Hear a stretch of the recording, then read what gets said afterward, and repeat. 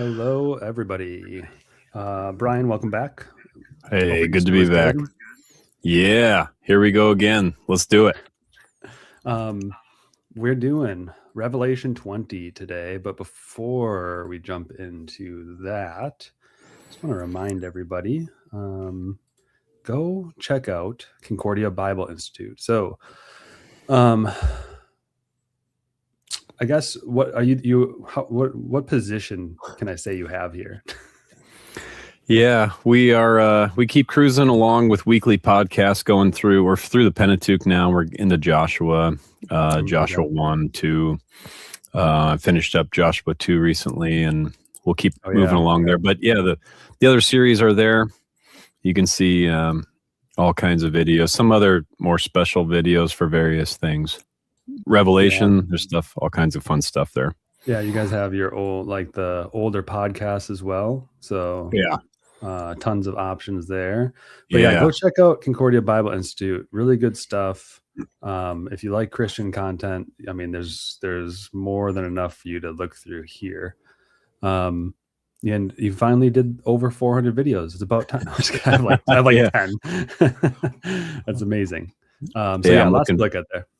Yeah, I'm waiting for some sort of certificate or something to come from YouTube. I'm waiting on that.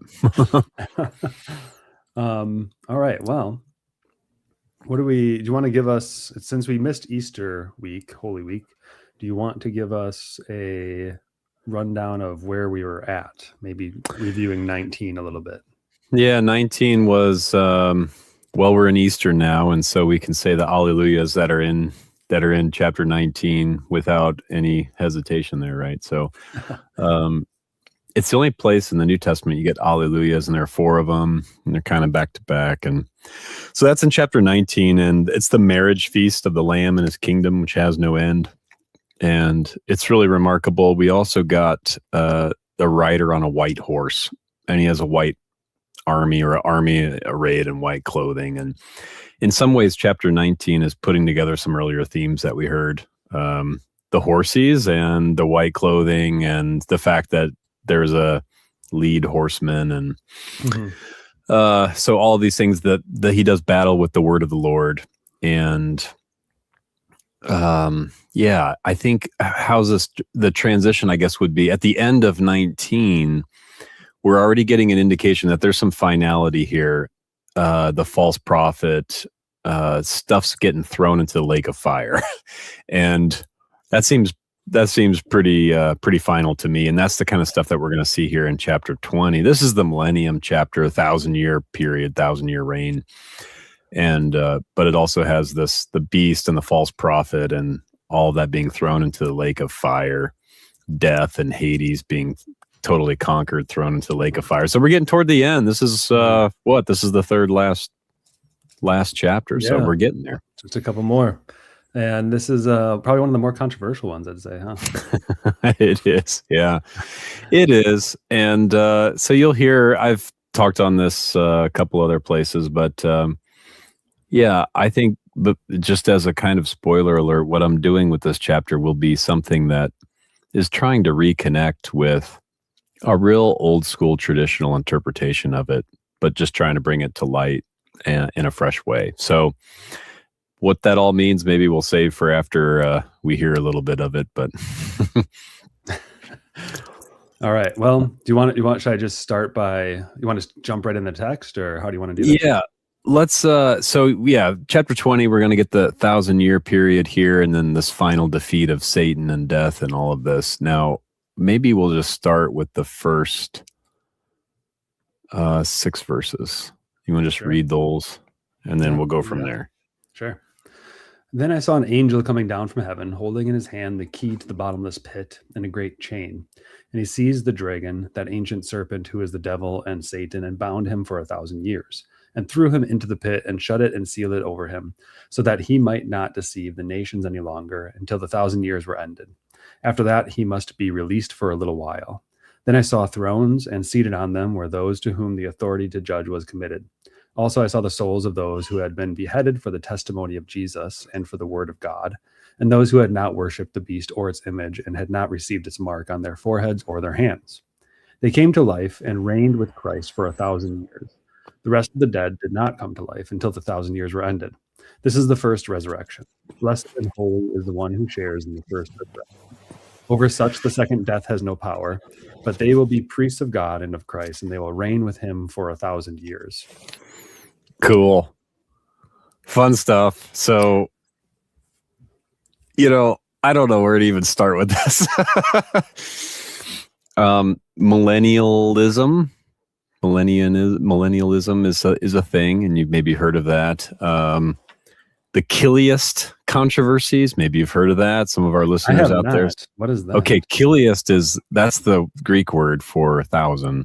And so if you've heard of any, it's basically the same thing, saying the same thing. I don't know when that was I don't know if you read like Pieper's Dogmatics or some of these, I don't know, maybe 18th into the 19th century dogmaticians, Kiliist controversies, 20th century. I don't know when that kind of flared up. But anyway, so millennialism.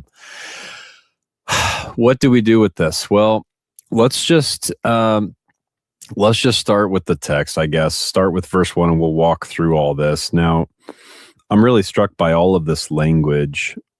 We'll talk about some of the millennialist views and things in due course. But look at this language. I saw another angel coming down from heaven, having the key to the abyss and a great chain in his hand. So already we're getting a lot of imagery that we've had before in the book. This angel coming down from heaven kind of reminds me of chapter 10.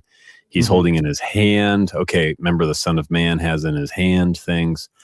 And the key, Christ has the key of David and these things. The bottomless pit, authority over the bottomless pit. We've seen this kind of stuff.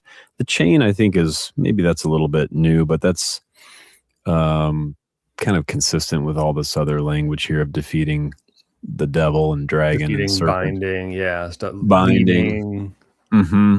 You get chain in like demonic, in exorcist texts. You might remember maybe Mark 5 comes to mind where there's a demon possessed man and he's bound to right, bound by chains and living among the tombs, and Jesus casts out the demons. They go into the pigs and they rush down the herd, goes in, drowns himself. Okay, just even that right there, though, this chains and key and hand. And then we'll also see in verse 2, seizing or grasping. And then we have binding. So you see him bound for 1,000 years. And then you have throwing. That's in verse 3. Or cast. Literally, it's cast. Cast them into a pit, throw them into a pit. And then you have talk of shutting and sealing. Now, what really gets me about all of this is that those words, all of them form a kind of cluster around one big topic in the New Testament. Key and seize and bind and sealing, loosing and binding. It's office of the ministry stuff. It's pastors. Interesting. And so a lot of these terms, so for example, the keys, right? I give you the keys, Peter. He gives the keys to the office of the holy ministry. You can find the talk of keys in Matthew 16.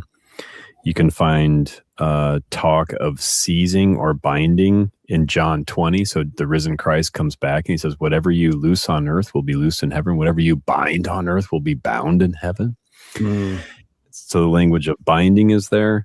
And then we also have the language of, casting out is for the demons, but sealing, binding, seizing and binding, that's another thing too. Whatever you bind on earth will be bound in heaven. And then seizing and grasping, whatever you hold on to or seize or grasp, it is seized or retained. And so I think that's more than just a little significant here, that we have all that kind of talk here with Satan and him being bound and cast out. even that's very, I mean, that's exorcism kind of talk, like the talk of chains and casting out. You cast out demons. You're throwing him down into the pit. You're casting out. Throw, cast, and shutting and chain and all this. That's also very. That's ministerial talk, I think. So these first few verses get me thinking about imagery that we see elsewhere in the New Testament for the office of the holy ministry. And I think that's totally cool, because here then, are we getting a picture of what happens when the ministers do what they do? You'll remember that when Christ sends out the 70, they cast out demons, they forgive sins, they do the things that pastors do. And then he says in response, I saw Satan fall like lightning from heaven. Oh, and interesting. You know, like when? Like in primordial times or right now. or right now. And I think his butt's getting kicked every single time. And in that way, we get a picture here in chapter 20 of what's happening through the office of the ministry, even right now. It could also very well be this kind of climactic, at the end, they're thrown into the lake of fire. I'm all fine with that, but I think it's participating in a present tense reality that's going on in the life of the church. Does that make sense? Yeah, that does make sense. Yes. That is, it's very consistent with how we've been reading the rest of Revelation as well. This is happening now, and it did happen, and it will happen. Yeah, I know. It really is. And I think, so here's the other thing too. Even the talk of binding, I think there's something of, I mean, the binding talk is all over the passion narrative, and they bound Jesus, they bound him in various ways. And I wonder if even that talk is, even Satan's defeat here is recalling for us the binding of Christ, who underwent that to defeat the devil. I think there's like a twofold thing going on there, where it's, he was bound and he was cast and I think even that is reminding, oh my goodness, that's what happened to our Lord, but he underwent that so that he could defeat the devil.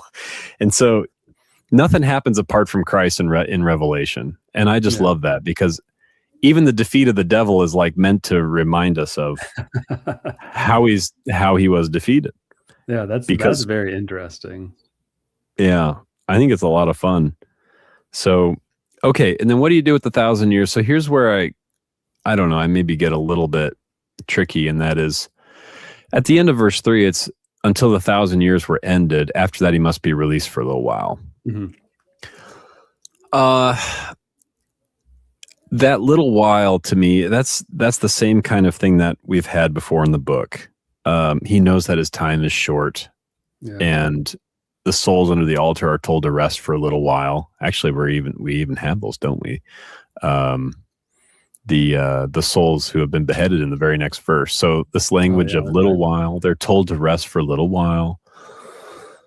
I take this little while to be the time of the church, and I know some have differed with me there. Some say that Satan has a little season, Satan's season.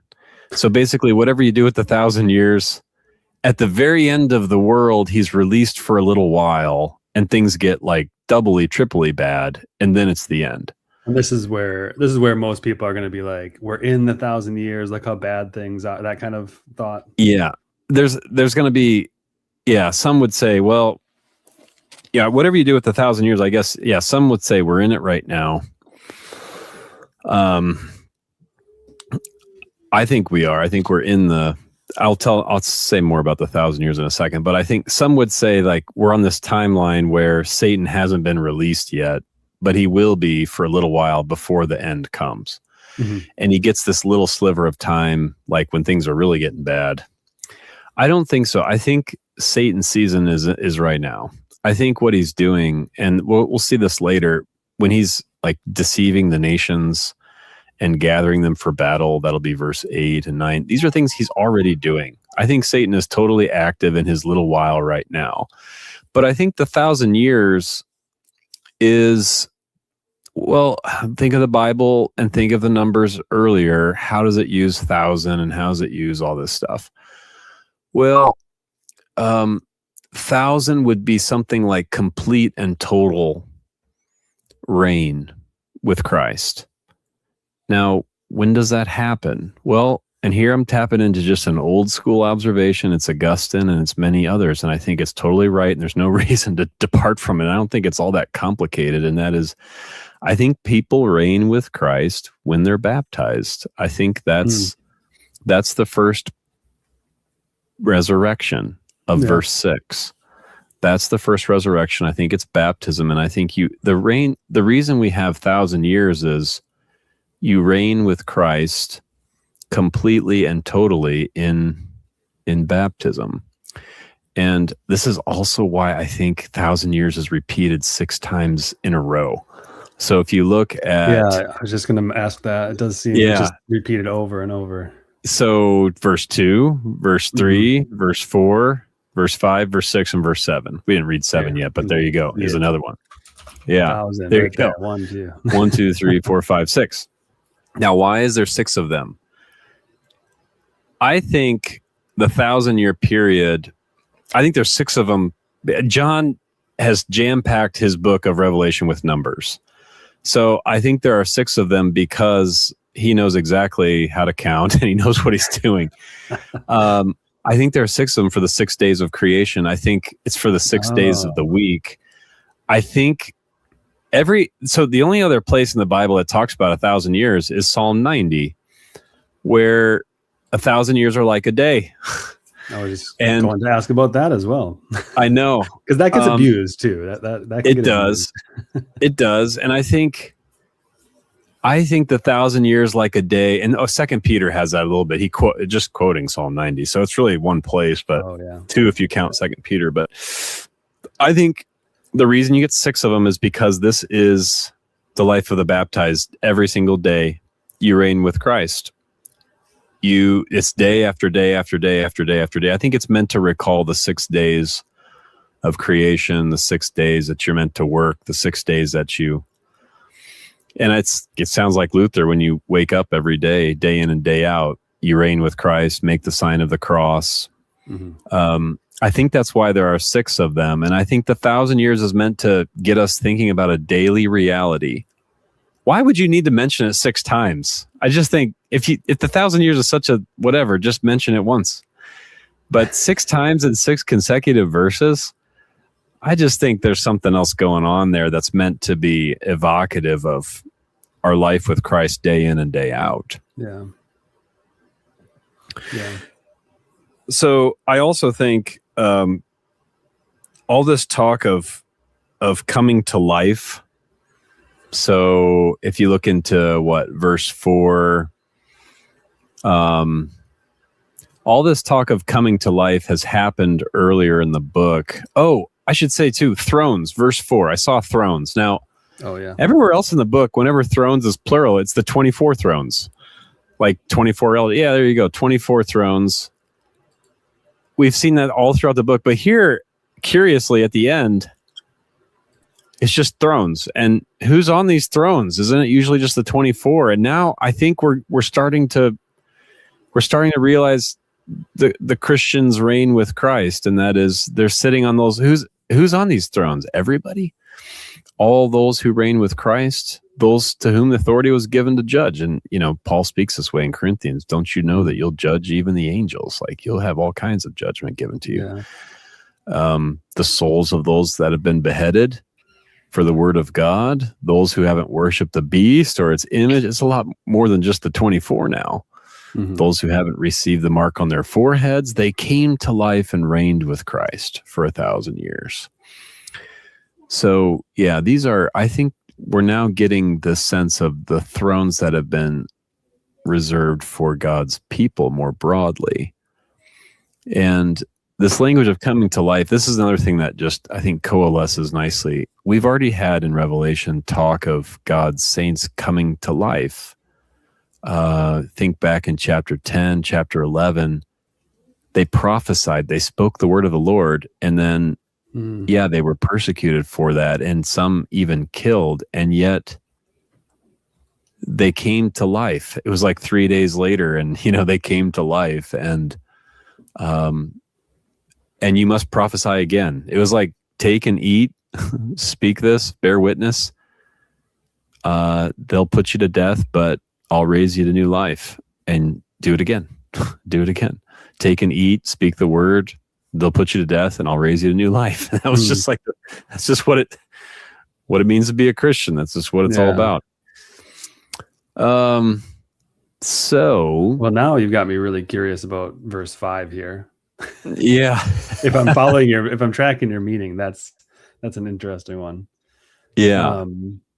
Yeah. So, because we have the first resurrection is baptism, but then we have the rest of the dead did not come to life till 1,000 years were ended.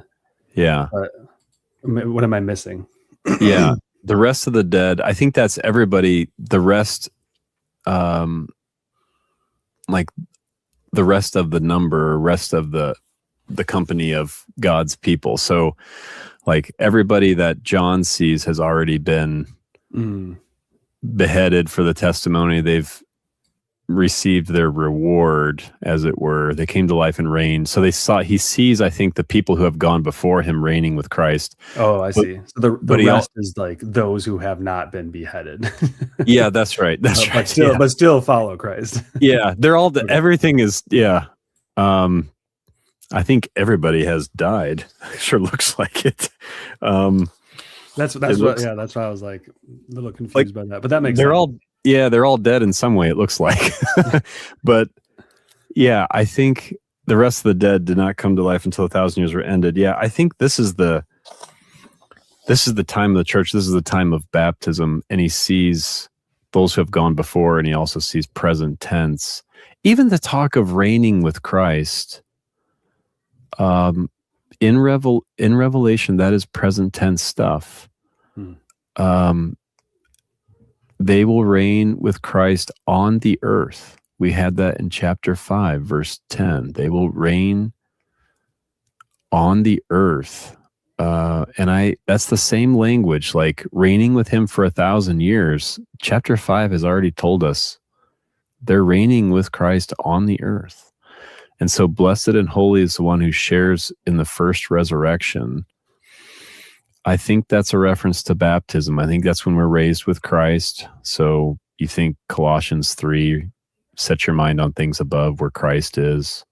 You've died and your life is hidden with Christ in God. So this kind of, the second death is the big D death. That's the spiritual death. That's the eternal death. And so over such, the second death has no power. They will be priests of Christ and of God, and they will reign with him for 1,000 years. Even that, go to chapter 5 real quick. Take a look at chapter 5, verse 10. Verse 10? Yeah, I think it's verse 10. They shall reign on the earth. Yeah, you have made them a kingdom and priests to our God, and they shall reign on the earth. That's all that language.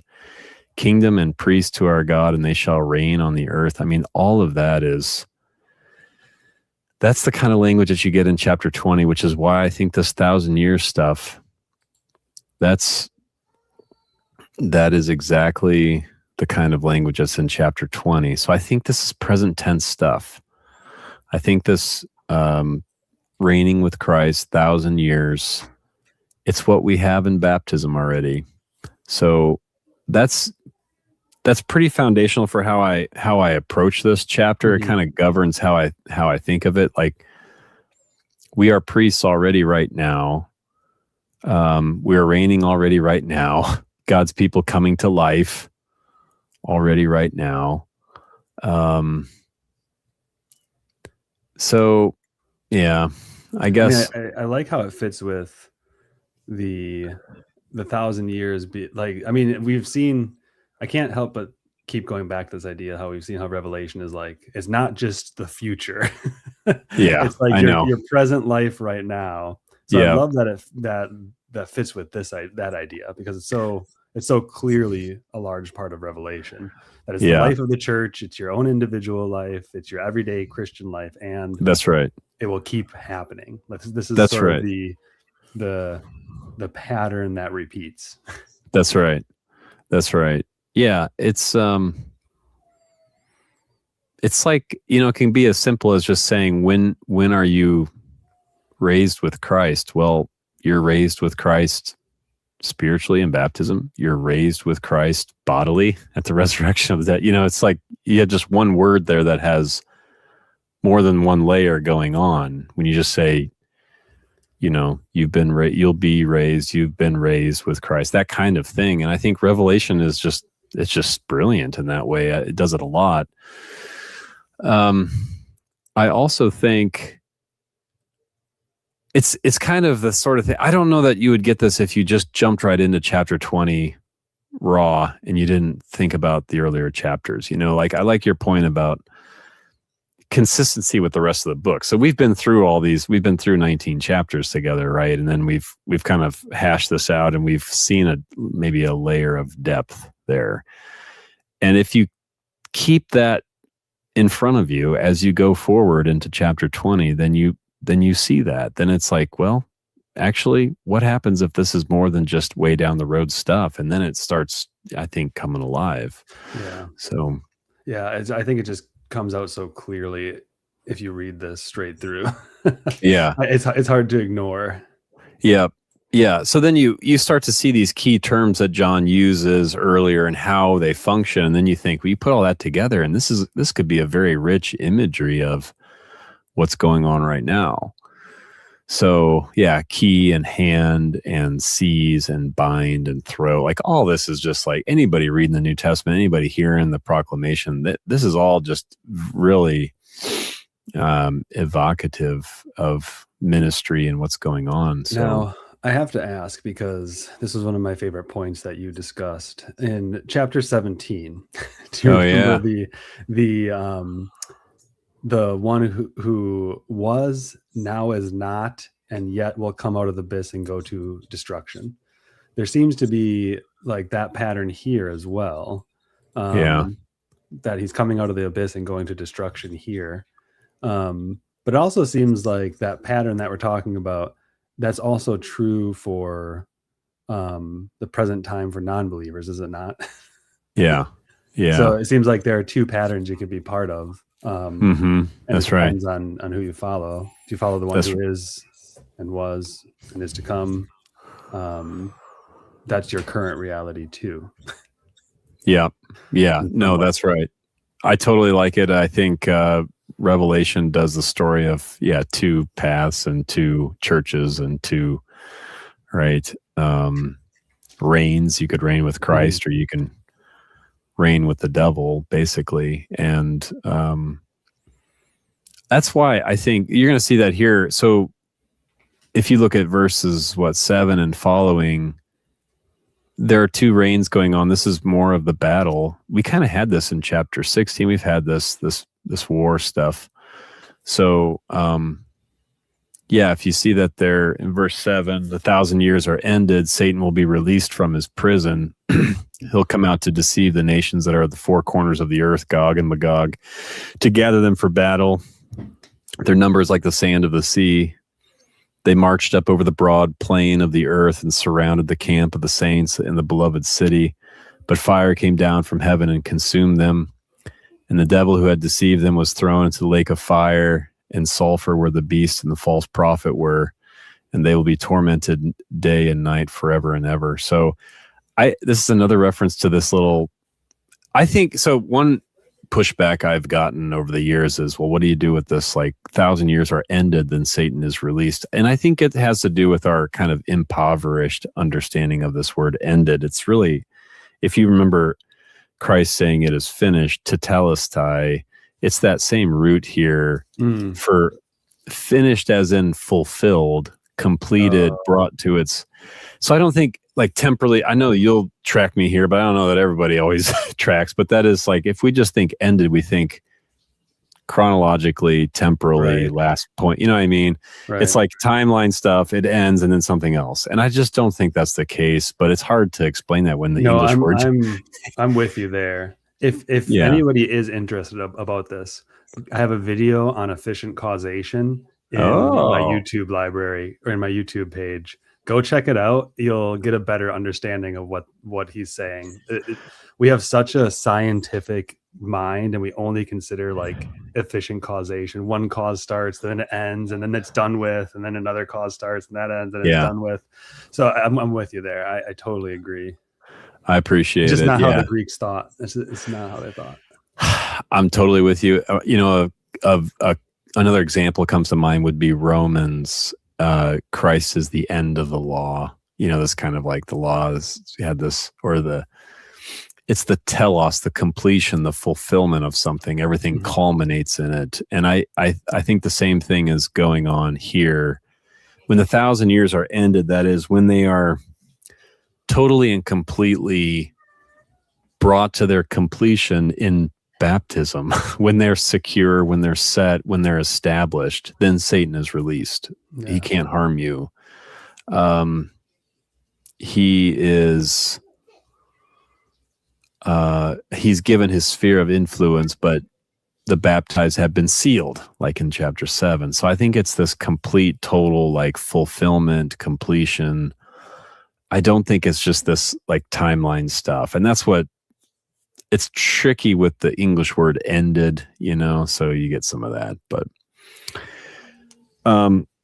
so yes, when the 1,000 years are, I would say, like brought to their completion, Satan is released for a little while. And that's another one. He'll be released from his prison. The releasing of Satan, talked about it earlier, the little time that he has. We saw it in chapter 12. We saw it in chapter 6, this little while, this little time. Same here. I think it's just consistent with all those other periods of time. And that is, his time is short right now. He's released from prison right now. The task of the Christian is to continually bind him, throw him down again by way of baptism. I think that's how it happens. And then same for the ministry, to keep preaching and forgiving sins and binding and loosing and doing all the stuff that we heard about in the earlier part of the chapter. So that, just on that reading, then when the 1,000 years are quote unquote ended, that would be like when the Christian's job is done, when the church's job is done, right? Yeah, I think it's when because there's going to come a time where we don't battle this evil anymore.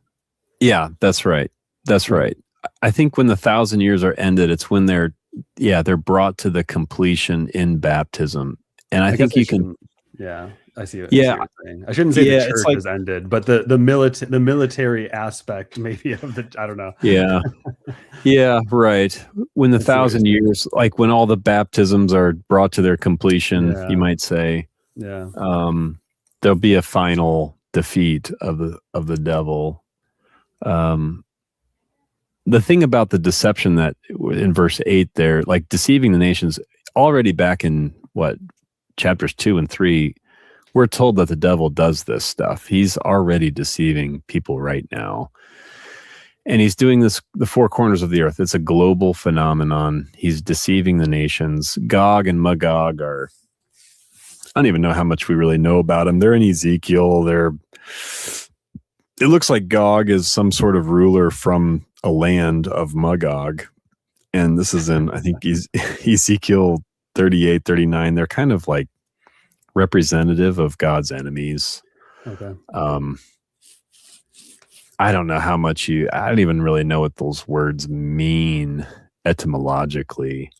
And maybe we're not supposed to, because the point is more of this kind of end times enemy who comes from the outside, from the north, I think it was, or whatever, and he attacks God's people. I think that's just kind of what's going on here. The devil is out there deceiving right now, four corners of the earth, Gog and Magog, gathering the worst kind of opposition he can find to battle. Their numbers like the sand of the sea. It's like this anti-Abe thing. So this came to mind too when you're talking about the two churches or the two ways, and he has his own covenant or his own following. Their numbers like the sand of the sea. They marched up over the broad plain of the earth, surrounded the camp. Now camp gets us thinking about wilderness, which gets us thinking about tabernacle, this camp. And we've seen that a couple times. We have. Like walking into the wilderness. That's right. That's right. Chapter 12, like the dragon goes after the woman and she's got a place prepared in the wilderness. Yeah. and that's where she's nourished. I think the camp and the beloved city. So you have both camp and city. So you have both wilderness and, I don't know, Jerusalem, right? Beloved city, I guess, Zion, all this. Now, I like that because I really like the camp stuff because Hebrews talks in similar ways. Let us go outside the camp. Let's go outside. Like, wait, where's that in Hebrews? I don't remember this. in chapter 13, outside the city. Right Isn't after the faith chapter. Yeah. Interesting. Isn't it in chapter 13 where we get this talk of like, let us go to him outside the camp, outside the city? You gotta look this up now while you're explaining. Yeah. Because I think it's, what would that mean? It would mean that is it a familiar way of preaching? Mm-hmm. Is it a familiar, reference? Almost like creedal, I want to say.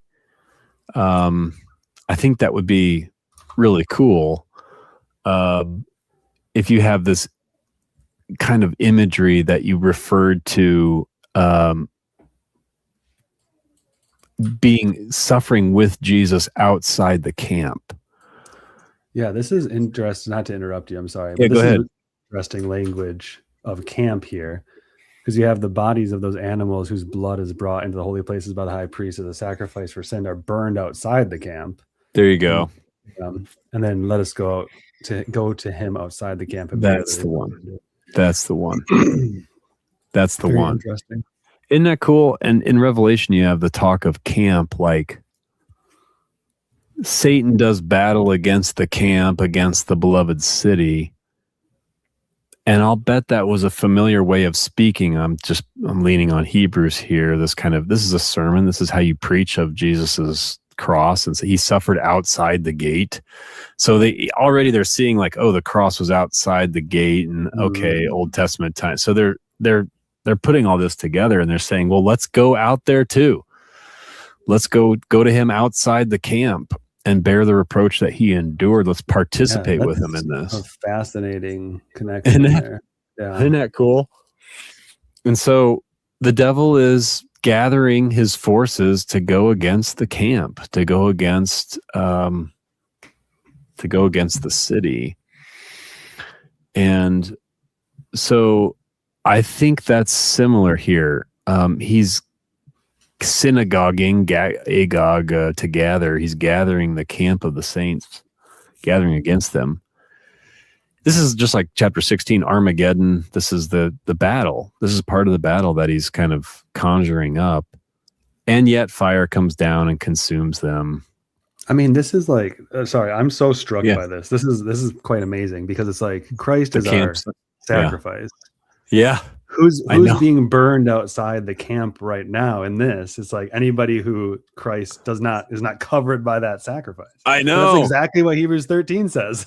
I know. The sacrifices were burned outside the camp. I know. That's so amazing. Isn't that fascinating? Yeah. It's like, I never noticed that. It's really rich. You don't want to leave the camp, and yet, because that's where the burned up sacrifices are. So that's your safe. Don't leave the camp.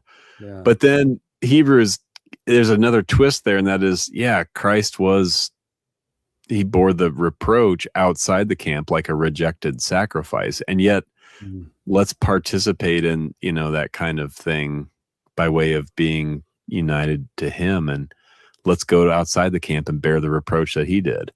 And it's just kind of like, Christians are made to be living sacrifices. It's just so like kind of this really deep. Yeah. It's really deep, but as long as you're covered with him, it's okay. You can bear that reproach even outside the camp and be okay. As they say, the second death has no power. That's right. That's right. Second death has no power over you, even though you're taking hits for the sake of the one who was outside the camp. So that's fascinating. It's really fun.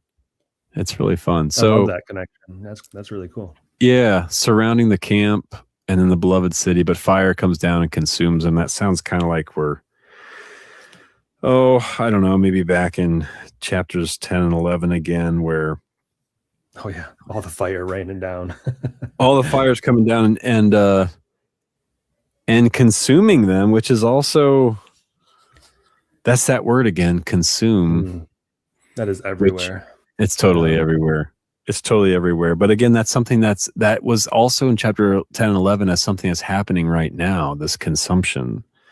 So I think it's a blending. I think the deception is happening now. The consumption is happening now. But then Lake of Fire seems to me like this is a kind of final end to things. The devil who had deceived them was thrown into the lake of fire and sulfur where the beast and the false prophet were. They'll be tormented day and night forever and ever. Yeah, I think that sounds pretty final to me. Even night, I would say so. Yeah. day night. It sounds pretty final for sure. we got something here. Yeah, he'll be cast in there and thrown. Yeah, it reminds me of the binding of the strong man too. Oh yeah, that's right. Yeah, I didn't bring that up earlier, but that's like, I think that's the only other binding of the devil in the New Testament, where the imagery of like the strong man there, that's the devil, and he's bound. And I think that's commonplace talk about what's going to happen to the devil. I think he's cast out through our Lord's exorcisms and things like that. He's cast out in baptism, but he's also like cast out in a finalized way here at the end. And I think it's intentional that they're all using the similar kind of language so that you can just, when you hear of being thrown out, right? You know what I mean by that? What am I trying to say? When you're using the same like repetitive bound, thrown out, yes, or cast, yes, it's like all that comes as imagery. Yeah, it does. And so you want to think of, you want to bring to mind, oh yeah, the casting out that already happened in baptism, the casting out that already, right? So you just, every time sins are forgiven, like all this, you want to, and I think it's also very comforting because it's like, look, this will be the final, this is where things will end. And that is the casting out that you experience, like the people who were possessed or you when sins are forgiven and all this, like that leads to a final defeat. Don't worry about it. The Lord, has defeated sin, death, and the devil once and for all, forever and ever, So yeah, it's really cool. And it's like, even then it's still like, there is a forever and ever there, but it's also like a present reality too. It's that's what is really interesting. I know. And even in other places in Revelation, we do. And in chapter 7, we saw it by way of night because there is no more night. Yeah, that's right. And even the day and night is like, well, that's going to end. So it's even kind of like, I think it's even kind of breaking in right now, day and night. It's like a forever done deal even right now, if that even makes sense. Yeah. So, okay. You want to read the last little bit here? Sure. We'll close it up. Then I saw a great white throne and him who was seated on it. From his presence, earth and sky fled away, and no place was found for them. And I saw the dead, great and small, standing before the throne, and books were opened. Then another book was opened, which is the book of life. And the dead were judged by what was written in the books, according to what they had done. And the sea gave up the dead who were in it. Death and Hades gave up the dead who were in them, and they were judged, each one of them, according to what they had done. Then death and Hades were thrown into the lake of fire. This is the second death, the lake of fire. And if anyone's name was not found written in the book of life, he was thrown into the lake of fire. Man, it's getting intense now. Yeah. Great white throne. Somebody seated on it. Now, I guess the first thing is, we've been here before. We've seen thrones. We've seen somebody seated on a throne.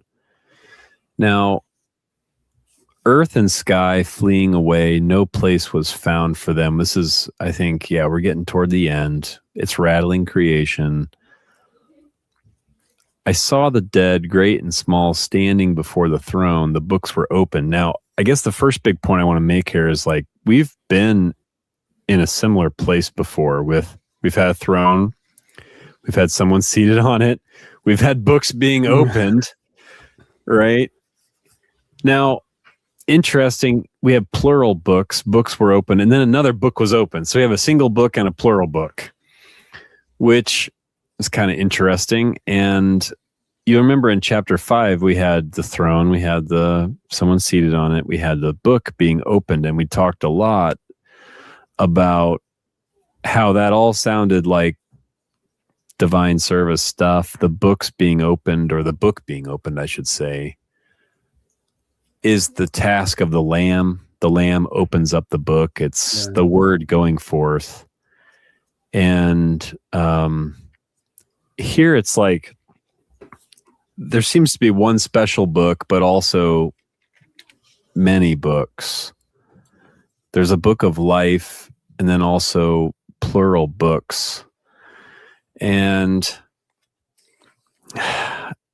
it's, I don't know. I guess you can go a couple different ways with this, and you might end up in the same place. But plural books, I mean, the Bible is made up of plural books, but it is one book. So you have this kind of like many books, but one book. You also have, I would say, Christ as the book made flesh. And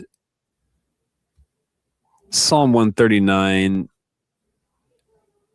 all my tears in a bottle, are not my days all written in your book? This idea that he has books for every one of us, or somehow we're participating in the one book that is opened up by the singular book. It's kind of like Christ is the book. He's the one that opens the book.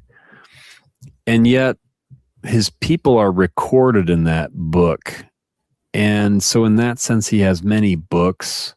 He has many people. He has many deeds. The dead were judged by what was written in the books according to what they had done. I love the fact that, so first of all, think worship service, but then also think it's the book that's the lens for the works, for the things that they've done. It's not like it's just whatever they did. It's what they did through the lens of the book.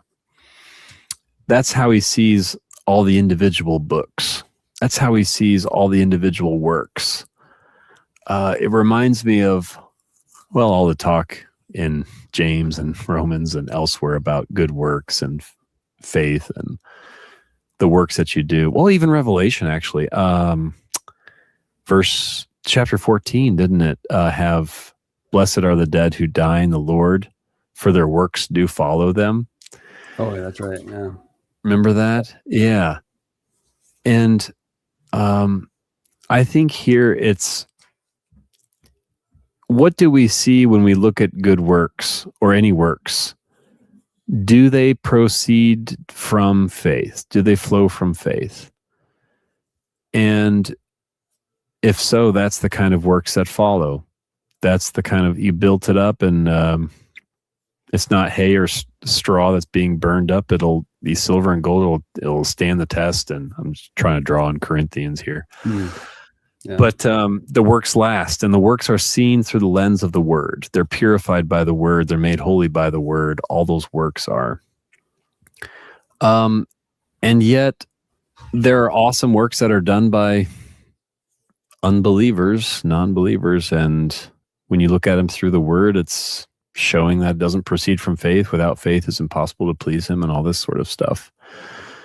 So I think there's something about the one book, and then those who are the many participating in that one book going on here. And that's how I kind of parse it out. I think Daniel has talk of books also, and I think Revelation is kind of drawing on that, but making it a little more precise here with there's one book. It's the book of life. The dead were judged by what is written in it according to what they had done. You'll notice. No, really quick, sorry, just on Yeah, what you go just ahead. read. Does it say Yeah. the dead were judged by what was written in the books, plural, according to what they had done, or is it supposed to be in reference to the book of life? This is verse 12. Yeah. Yeah. I saw the dead, both the great and the small, both the mega and the micro, which is kind of interesting too. Um, age and heaven and how that all works, right? Both the big and the small standing before the throne. So now we're back in even that reference to standing, right? Who can stand? That's chapter 7 Oh, talk. yeah. So I think, there's a lot of worship talk here. Isn't there blending of worship with books opening and who can stand before the throne? The books were open. That is plural in verse 12. The books were open and another book was opened, which is the life book. And the dead were judged by what was written in the books, plural, according to their works. Okay. Yeah. Yeah. So it's an interesting, it would make more sense to me if you judge by what was written in the book. But well, I was thinking if it said that, well, this is maybe I'm misunderstanding. That would make less sense because I see. Because if you are a book that participates in the book of life, aren't you? You're sort of that same book, in some way, right? Yeah, right. Yeah, I'm trying to make sense of that. Again, Psalm 139 speaks of like, your eyes saw my unformed substance. In your book were written all the days that were, planned out for me. And he has a book, singular, but then we have somehow plural books being opened up. And that's how the dead are judged, by what's written in the books. I would imagine all those books and the book of life is what it means. So yeah. If your works correspond, like the faithful works are the ones that are written in the book of life, right? So if yours are the faithful ones that match, that's kind of what I'm trying to get at, right? That's right. There's got to be a comparison going on. Yeah, I think so. There's got to be some, in some sense, you have a book or are a book or you participate in that book, and then you're judged by the book of life. What kind of book has been written for you? Is it like the Psalm 139 where all of your days have been written in there and he judged you according to the word and he sees you as living by that word? You notice the other thing is there's no book of death. And I think that's significant because then you don't want to get to this Calvinistic thing where it's like God has a book of life, book of death, right? One of the two, and best of luck. There's a book of life, and everything is through that lens. Everything is through the lens of the book. So, yeah, I think it's comforting. I don't know how we don't often know how to talk of good works, but Revelation 14 already queued us up. Blessed are those who die in the Lord, for their works do follow them. And well, how do they follow them? Well, they've been written. They've been written. And do they not follow them in the sense of a faith-filled work or a work informed by faith would follow you because you must have faith first. So someone who were to do the same work without faith, that work would not follow them. I think so. I think it doesn't last the test. It doesn't last the, what is it? Corinthians speaks of the fire that if you build on it with hay or stuff, it'll be burned up. It won't last. It won't remain. I see what you're saying. I guess what strikes me is like the following. So it almost like you have to have a principle of action, which is faith. I see. So and then that work follows upon that. And so that's right. The work follows you into eternal life too, because that's right. You receive eternal life by faith in baptism, whatever, right? And that's right. Then you do the faith-filled works. That's right. So that seems to be what's going on with the books too. There's the book of life, right? And that's right. I don't know if we can say that's Christ in some way. Sure seems like it. Yeah. So if you're doing the works that Christ has prepared for you by faith, I mean, through faith, then that seems like a similar concept at the very least. Yeah. I think Psalm 40 comes to mind with this in the scroll. In the scroll of the book, it is written of me. Like this is all about Christ. He's the Word made flesh, right? So he's the Word made flesh. In the scroll, it's written of him. He is that book. I think he is that book of life. He is the book that's in chapter 5, and he's the one that opens that book. Yeah. I think there's, to go to the plural there, I don't know. I mean, we call people of the book, right? Individual Christians as finding their identity in this book as well. I think in some way it's like you have, I don't know, you're participating in that main book of life, by way of baptism, by way of confessing the word, by way of having faith. And then that's the ultimate criteria for judging what you do. Like you said, the works will follow you. So I think that's what's going on here. Everything that's apart from that one main book is it's not book worthy. It's not called a book. It's just not. I mean, am I wrong to think of Ephesians 2:10 here? The works which are prepared by God in advance. No, I think that's totally good. The works that are prepared in advance, that we might walk in them, that we should walk in them. Well, you do that by faith. It's not like you have to do this specific. You have to help this old lady across the street because that was prepared. That's right.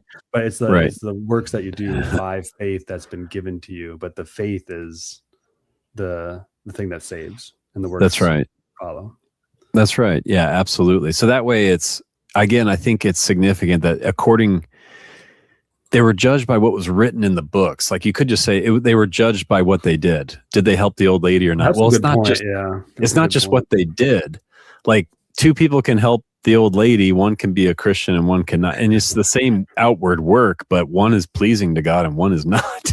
Yeah. So yeah, I think they're judged by what the word has said, by what the book has said. And that brings all the meaning and value to their works. Yeah. Speaking of efficient and final causes and formal causes, Luther has an amazing section in his Genesis lectures where he says the same work can be done by a pagan and a Christian, and they're completely different works, not due to the efficient cause, but due to the final and the formal cause. Due to the Christ final. is our formal righteousness. That's it's really good. Excellent. Love it. Yep. Also, why? So we brought up chapter 5 here a couple times. Not to get off this point, but yeah, that's okay.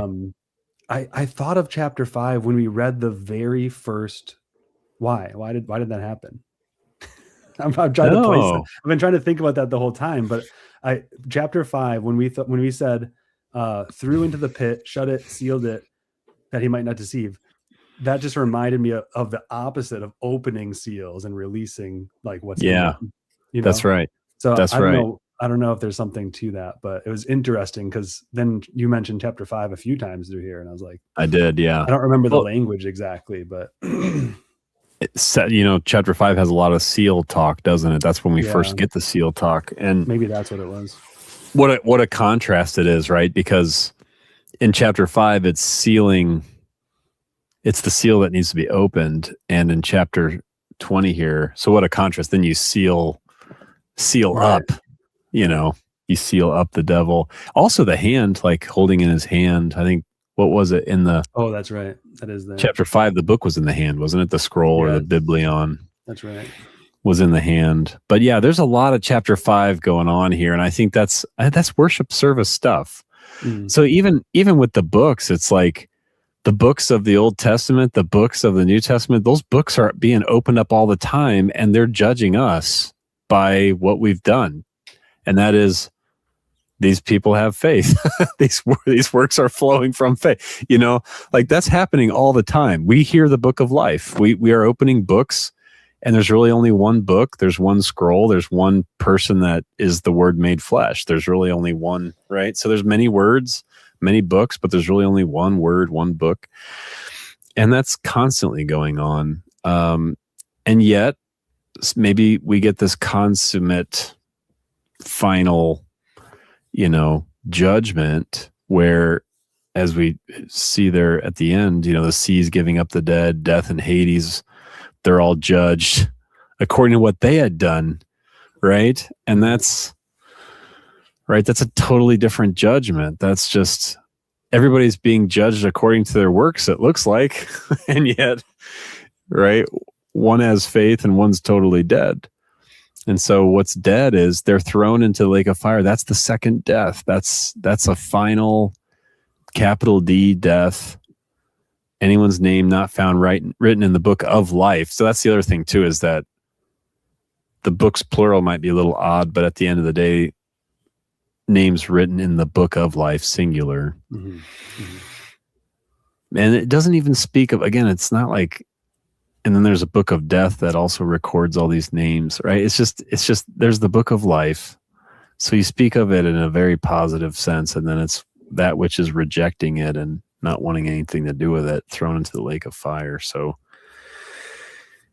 yeah. Fascinating stuff. Chapter 20, yeah, for sure. The millennium. So I guess I never really said the millennium. So why we have different millennial views. Some take the 1,000 years literally, and then it's like the pre-millennial, Christ comes back, and then there's 1,000-year reign, literal 1,000 years, and then it's the end. So pre-millennial, he comes back before the millennial. There's post-millennial, where it's like, well, we need 1,000-year period of peace, love, harmony in the 1970s before he comes back. So we need this millennial reign first, and then he comes back. But there's also the amillennialists or non-millennialists, and I don't even know if I like that much, because yeah, I was going to say that doesn't really get the view that we have here. Not really. Like a millennial means, it sounds to me like there is no millennial. Right. Well, there's a millennial, and that is just how to present. Yeah, it's totally there. So, yeah, how do you understand the millennium? Yeah. And that is, there's definitely a millennium. It's 1,000 years. It's not literal 1,000 years, and it is complete and total reign in Christ in baptism, which will be brought to its consummation at the end. So, there is a millennium in that sense. So, excuse me. So anyway, yeah. So Lutherans have, I don't know, sometimes Lutherans are called the amillennialist group, but yeah, I don't like that. That always kind of, I don't know. I never really liked that very much, because it sounds like we don't even believe anything about 1,000 years. Get those isms, though, they have to they really exclude a lot. Right. They're just kind of like, these are the outlines, this is the framework, how you can think about it. I don't know. Yeah. Yeah. So I don't even know how helpful that is even now. Like, I think it's much more complicated than just like, well, there's 3 main views. There's a lot going on in this chapter. And so very cool. But yeah, fun stuff. I'm going to be thinking about that for the rest of this week. Isn't it fascinating? Like, let us go to, I know we're not doing a study of Hebrews, but even that, one verse, that one verse is like, let us go to him outside the camp. That is just, that's a whole sermon right there in a phrase, isn't it? Yeah. So I was last time, or maybe a couple chapters ago, you had mentioned that Christ is the greatest merchant. I'm like, what is he? Is he the greatest, like, camp counselor or something? I'm like, what is he the greatest of here? Yeah. Right. But anyway, no, thanks for walking us through that. That was sure awesome. Thing. Sure thing. I will say, if you're still with us, still watching, first of all, bravo. Second of all, go ahead, jump over to Concordia Bible Institute, give them a follow. They have a ton of good stuff. And it's all Brian talking about stuff, so it's always fun. They got Old Testament stuff, the top 40 texts. I really like that one. And then they even have the Revelation one. Am I not seeing it? Yeah, if you want to listen to the whole thing straight through, it's right here. If you want it in like a podcast format. But yeah, tons and tons of content. So go check that out when you get a chance. All right. Excellent. Do you want to give us a quick summary of what we're going to see next time? Hey, yeah, new heaven, new earth. We're ushering it in. The first heaven, first earth passing away. What's it going to look like? New Jerusalem coming down from above. Is that just an end times Jerusalem, or is there anything about it that roots it in the here and the now? Stay tuned. I'm excited. It'll be good stuff. I think I know the answer, but we'll wait. It'll be a lot of fun. That's right. By now you should know the answer. Yeah.